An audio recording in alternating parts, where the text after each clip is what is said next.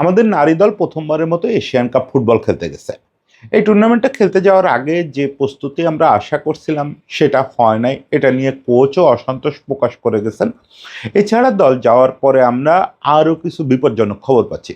যেমন খুবই ভয়াবহ খবর হচ্ছে দলের সঙ্গে কোনো ফিজিও যায় নাই, নানা পাকে চক্করে কোনো ফিজিও যায় নাই।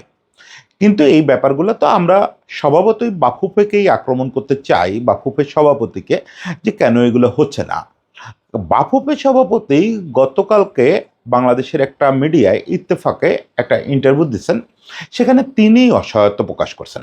তিনি নিজেই বুঝে উঠতে পারতেছেন না যে এই ঘটনাগুলো কেন ঘটতেছে, কেন এই অব্যবস্থাপনার একটা লিগ আয়োজন হলো, কেন তার ঠিকঠাক করে আসা প্রস্তুতি ম্যাচও শেষ পর্যন্ত খেলা হলো না, কেন দলের সঙ্গে একজন ফিজিও গেল না। ইভেন এই জিনিসগুলো উনি সরাসরি জানতেও পারতেছেন না। যাদের দায়িত্ব এগুলো ওনাকে জানানো, এগুলো উনি জানতেও পারতেছেন না। এখন আমরা যদি মানি যে এই ঘটনাগুলো সব সত্যি, তাহলে বাফুফে একটা বীভৎস অবস্থার মধ্যে আছে, খুবই বীভৎস অবস্থার মধ্যে আছে। এই অবস্থায় একটা ফেডারেশন চলতে পারে না। এরকম ঘটনা সত্যি হওয়ার খুবই সম্ভাবনা আছে, কারণ এরকম উদাহরণ আমরা আগে পরে দেখছি যে কোনো একটা ফেডারেশনে একজনকে সভাপতি করা হচ্ছে, কিন্তু পূর্ববর্তী রাজনৈতিক সরকারের হস্তক্ষেপের কারণে সেখানে নানা জায়গায় এমন কিছু লোক বসে আছে যারা সভাপতিকে কোঅপারেট করবে না। এটাই স্বাভাবিক। তো সেরকম ক্ষেত্রে এই যে অভিযোগগুলো তাবিতাওয়াল করছেন বা অসহায়তা প্রকাশ করছেন, আমি আপাতত ধরে নিচ্ছি যে এগুলো সব সত্যি। সেটা যদি হয় তাহলে ইমিডিয়েটলি সরকার এবং ফিফা দুই পক্ষের আলোচনা করে বাফুফে নিয়ে নতুন করে ভাবা উচিত। বাফুফে যে স্ট্রাকচারে চলতেছে, যেভাবে চলতেছে, এটা চলতেই পারে না।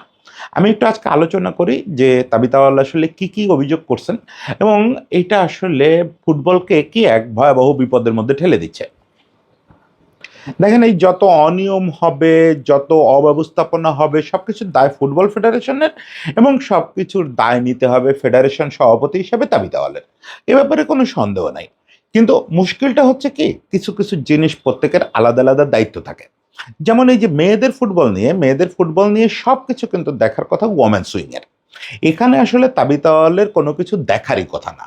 আমরা যদি একেবারে ফর্মালি তাকাই এই বাফুফের গঠনতন্ত্রের দিকে, তাহলে দেখব যে বোর্ড প্রেসিডেন্ট হিসেবে উনি একটা অ্যাসাইনমেন্ট শেষে বা মাস শেষে ওমেন্স উইংয়ের কাছে জানতে চাইবেন কি কি হলো, কেন হলো, কোথায় হলো, কিভাবে হলো। কিন্তু উনি পদে পদে পদক্ষেপ নেবেন না এবং উনি এগুলো ঠিক করে দেবেন না। এগুলোর জন্য ওমেন্স উইংয়ের একজন চেয়ারম্যান আছেন। সেই চেয়ারম্যান হচ্ছেন মাহফুজা আক্তার কিরণ।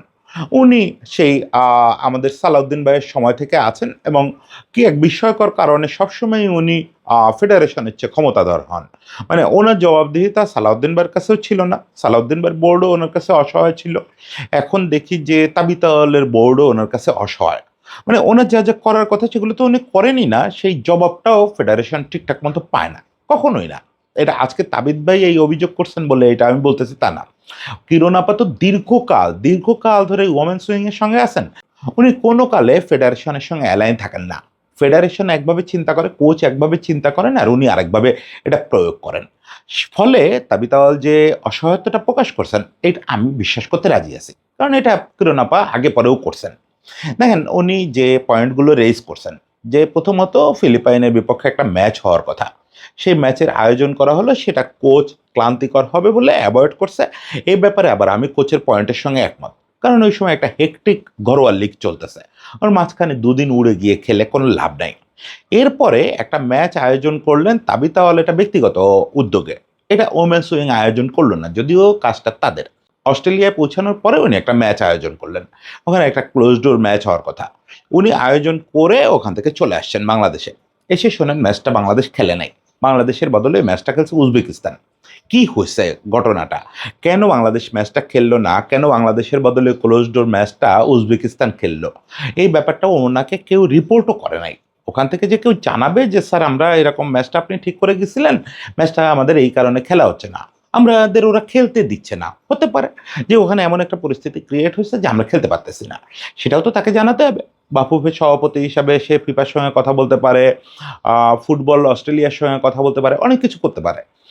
ফলে তাকে সময় মতো জিনিসটা জানানো দরকার ছিল। উনি যখন খেলা হয়ে গেছে উজবেকিস্তানের বিপক্ষে, তখন এটা জানছেন। কি হাস্যকর না পুরো ব্যাপারটা, কি হাস্যকর। এরপরে কি হলো, এরপরে উনি টিম অস্ট্রেলিয়া পৌঁছানোর পরে জানলেন যে টিমের সঙ্গে কোনো ফিজিও নাই। একটা ইন্টারন্যাশনাল টুর্নামেন্ট খেলতে যাচ্ছে, রিজিওনাল সর্বোচ্চ টুর্নামেন্ট, আমাদের রিজিয়নের সর্বোচ্চ টুর্নামেন্ট এটা। সেই টুর্নামেন্ট খেলতে যাওয়ার সময় আমাদের সঙ্গে কোনো ফিজিও নাই। প্রথম যিনি ফিজিও যাওয়ার কথা ছিল তিনি নাকি অন্তঃসত্ত্বা হয়ে পড়ছেন, অন্তঃসত্ত্বাদের ভিসা দেয় না অস্ট্রেলিয়া এইভাবে। ফলে ওনাকে নেওয়া যায়নি। এরপরে যাকে ফিজিও নির্বাচন করা হলো তার নাকি হঠাৎ করে অ্যাপেন্ডিসাইটিস অপারেশন করতে হয়েছে। নিশ্চয়ই তৃতীয় বিকল্পও পাওয়া যেত। সেটাও দাবি তাওয়ালকে বা বিএফএফ এর মূল কমিটিকে কেউ জানায় নাই। মানে এটা জানানোর কথা তো কিরণ আপার। কিরণ আপাই তো জানবেন উইমেন্স উইং এর প্রধান হিসাবে যে এইরকম একটা ক্রাইসিস হয়েছে। নিশ্চয়ই সেক্ষেত্রে কোনো একটা ব্যবস্থা করা যেত, অবশ্যই করা যেত। আর কিছু না হোক বাফুফে ওখান থেকে একজন ফিজিও হায়ার করতে পারতো। অস্ট্রেলিয়ায় তো ফিজিও হায়ার করা যায়, আমার ধারণা এখন বাফুফে সেটাই করতে যাচ্ছে। লোকালি কোনো একজন ফিজিওকে এই সময়ের জন্য নিয়োগ দিতে যাচ্ছে। তো সে কাজটা করতে গেলে তো আপনার বাফুফেকে জানাতে হবে জিনিসটা। জিনিসটা লুকায় ফেলার তো কিছু নাই, জিনিসটা লুকায় ফেলা হয়েছে। এবং সবশেষ তাবি তাওয়াল যেটা বলছেন যে এই যে লিগটা হচ্ছে, উনি লিগকে প্রয়োজনীয় মনে করেন। এই জায়গাটা ওনার সঙ্গে আমি দ্বিমত করি যে এই সময় লিগকে প্রয়োজনীয় আমি মনে করি না। লিগ হতে হবে হচ্ছে যে সময় জাতীয় দলের অ্যাসাইনমেন্ট না থাকবে সেভাবে সিঙ্ক করে করতে হবে। এশিয়া কাপের মতো টুর্নামেন্টের প্রস্তুতি পর্বের সময় লিগ করা উচিত হয় নাই। কিন্তু লিগ যেভাবে হয়েছে একদিনে ৩টা-৪টা ম্যাচ, তারপরে লিগে যাদের কম্পিটিটিভনেসের জন্য নেপাল, পাকিস্তান থেকে যাদের আনার ব্যবস্থা করছেন উনি, কিছুই হয় নাই। এই কম্পিটিশনটা হয়ই নাই। সেটা উনি নিজেই স্বীকার করছেন এই ইন্টারভিউতে যে এটা একটা কোনো কাজ হয় নাই শেষ পর্যন্ত। এবং এই যে হচ্ছে না, নেপালের কাউকে নেওয়া হচ্ছে না, থাইল্যান্ডের কাউকে নেওয়া হচ্ছে না, পাকিস্তানের কাউকে নেওয়া হচ্ছে না, একদিনে ৩টা ম্যাচ খেলে খেলোয়াড়রা ক্লান্ত হয়ে যাচ্ছে, এই ব্যাপারগুলো ওনার সঙ্গে কেউ শেয়ার করতেছে না। এখন ঘটনা হচ্ছে যে এখানে পরিষ্কার কতগুলো জিনিস। একটা তো যে ওমেন্স উইং থেকে উনি কিছু ইনপুট আউটপুট কিচ্ছু পাচ্ছেন না। আউটপুটও পাচ্ছেন না, ইনপুটও পাচ্ছেন না। ওমেন্স উইং এর সঙ্গে কোচের একটা ভয়াবহ বিরোধ চলতেছে, ওখানে রশি টানাটানি চলতেছে। এইটার ফলে ওমেন্স উইং এ একটা এলোমেলো অবস্থা।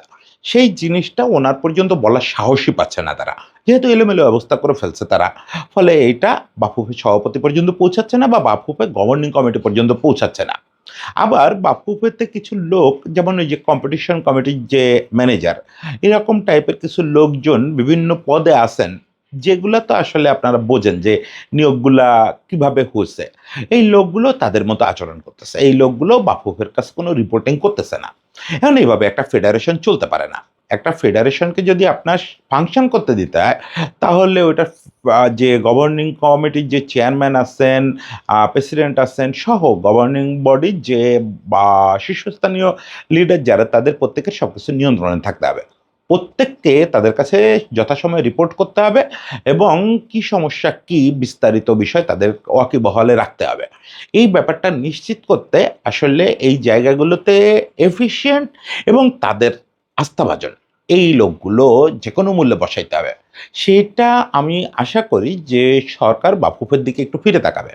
আমিনুল ভাইরে নিয়ে, আমিনুল হক ক্রীড়ামন্ত্রী, তারা নিয়ে একটা সমালোচনা, জনপ্রিয় সমালোচনা তৈরি হয়েছে যে উনি ফুটবলের মানুষ থেকে ক্রীড়ামন্ত্রী হয়েছেন কিন্তু শুধু ভাবেন ক্রিকেট নিয়ে, ফুটবল নিয়ে কথা বলেন না। আমি দেখতে চাই যে আমিনুল ভাই এই জনপ্রিয় নিন্দাটাকে মিথ্যা প্রমাণ করছেন।